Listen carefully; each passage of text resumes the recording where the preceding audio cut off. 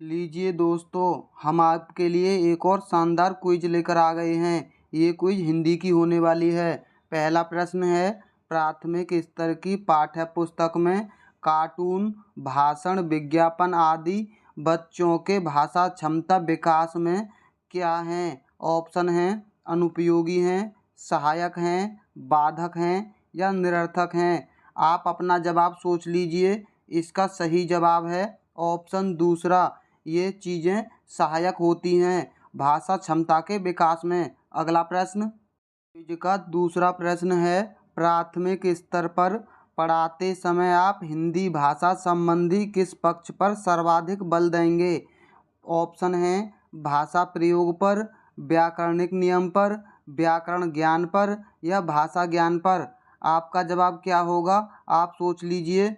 इसका सही जवाब है ऑप्शन पहला, भाषा प्रयोग पर हम सर्वाधिक बल देंगे। अगला प्रश्न नंबर 3 है, कविता शिक्षण के समय शिक्षक द्वारा ऐसे प्रश्नों पर बल देना चाहिए। ऑप्शन हैं जिनका एक ही उत्तर हो, जिनका उत्तर पुस्तिका में दिया गया हो, जिनके उत्तर सरल हों या जिनके उत्तर विभिन्न हों।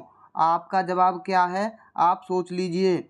इसका सही जवाब है ऑप्शन चौथा, जिसके उत्तर विभिन्न हों, यानी एक से अधिक उत्तर हों। अगला प्रश्न नंबर 4 है, उस युक्ति का चयन कीजिए जो नीचे दिए गए उदाहरण से मेल खाती है। उदाहरण है, मैं भाषा पर ध्यान केंद्रित रखती हूँ, मैं इस बात का पूरा ध्यान रखती हूँ कि यह सही हो। ऑप्शन हैं परिभाषा व्यवहार है, याद करना है या पुनरावृत्ति करना है या स्वयं निरीक्षण है। आपका जवाब क्या होगा? आप सोच लीजिए। इसका सही जवाब है ऑप्शन चौथा, यह स्वयं निरीक्षण है। अगला प्रश्न दोस्तों, ये क्विज आने वाले सीटेट के एग्ज़ाम के लिए बहुत ही महत्वपूर्ण होने वाली है, क्योंकि ये प्रश्न सीटेट में बार बार पूछे जाते हैं। पठन और लेखन कौशल प्राथमिक स्तर पर समालोचनात्मक चिंतन में मदद करते हैं। इसका तर्क है, समालोचनात्मक चिंतन पठन और लेखन का उपकौशल है। आपके हिसाब से इसका सही जवाब क्या होगा? आप सोच लीजिए। इसका सही जवाब है ऑप्शन तीसरा, ए सही है, यानी अभिकथन सही है और इसका तर्क गलत है, क्योंकि समालोचनात्मक चिंतन पठन और लेखन का उपकौशल नहीं है। अगला क्विज का प्रश्न नंबर 6 है, विद्यालय में भाषा शिक्षण के लिए कोई कार्यक्रम शुरू करते समय सबसे महत्वपूर्ण है। ऑप्शन हैं बच्चे की पठन क्षमता को पहचानना, बच्चे की लिखित क्षमता को पहचानना, बच्चे की सहज भाषीय क्षमता को पहचानना, बच्चे की सहज मौखिक अभिव्यक्ति को पहचानना।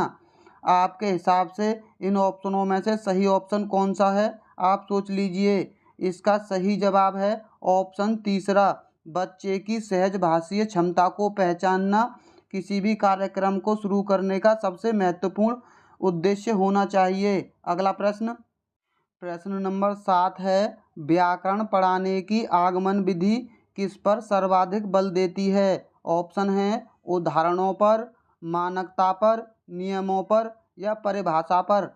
इसका सही जवाब आप सोच लीजिए। इसका सही जवाब है ऑप्शन पहला, आगमन विधि उदाहरणों पर बल देती है और निगमन विधि नियमों पर। अगला क्विज का प्रश्न नंबर 8 है, मौखिक भाषा का आकलन किस पर सर्वाधिक बल देता है? ऑप्शन है संस्कृतनिष्ठ शब्दों का प्रयोग, उच्चारणगत शुद्धता, विचारों की क्रमबद्धता या धारा प्रवाह की तीव्रता। दोस्तों, अगर आपने अभी तक हमारी वीडियो को लाइक नहीं किया है तो सबसे पहले आप हमारी वीडियो को लाइक कर लें और जो लोग हमारे चैनल पर नए हैं वो चैनल को सब्सक्राइब जरूर कर लें। इसका सही जवाब है ऑप्शन तीसरा, विचारों की क्रमबद्धता।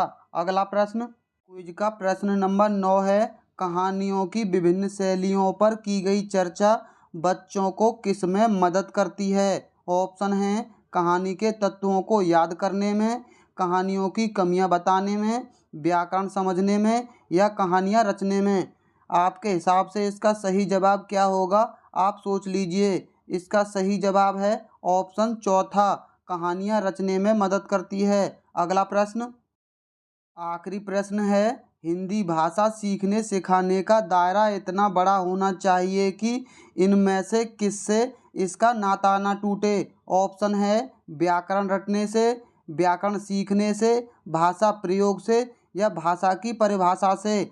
आपके हिसाब से इसका प्रश्न का सही जवाब क्या होगा, आप सोच लीजिए। इसका सही जवाब है ऑप्शन तीसरा, सीखने सिखाने का दायरा इतना बड़ा होना चाहिए कि उसका भाषा प्रयोग से नाता नहीं टूटना चाहिए। दोस्तों, आपने 10 में से कितने सही किए, आप हमें कमेंट बॉक्स में ज़रूर बताना। और जिन लोगों ने वीडियो को लाइक और चैनल को सब्सक्राइब नहीं किया है, सबसे पहले वो जाकर वीडियो को लाइक और चैनल को सब्सक्राइब कर लें। तो चलिए मिलते हैं थोड़ी देर में अगली क्विज में।